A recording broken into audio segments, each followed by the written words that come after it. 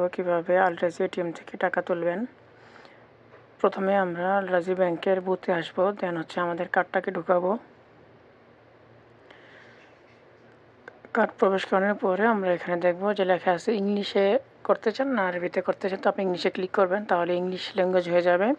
দেন এখানে পিন দিতে হবে, আপনার 4 ডিজিটের যে পিনটা আছে আপনার কার্ডে সেই পিনটা দিবেন। দেন এখানে আপনার ক্যাশ উইথড্রলে ক্লিক করবেন। ক্লিক করার পরে কত টাকা তুলতে চান আপনি সেটার মধ্যে ক্লিক করবেন। এখানে 50 100 এভাবে আছে, আমি 50-এ ক্লিক করলাম, 50 টাকা তুলব, তাই 50-এর বরাবর ক্লিক করলাম বাটনে। দেন এখানে দেখেন আমার নিচে এই জায়গাতে আমার কার্ডটা চলে আসবে, যেখান থেকে কার্ডটা প্রবেশ করেছিলাম। আর এই যে নিচে যে অংশটা আছে এখান দিয়ে আমাদের ব্যালেন্সটা বের হবে। তো প্রথমে আমি কার্ডটা নিয়ে নিলাম। দেন এখান দিয়ে আমার যে ব্যালেন্সটা আছে 50 রিয়াল আমি দিয়েছিলাম, সেই 50 রিয়ালটা এখান থেকে চলে আসবে। দেখেন,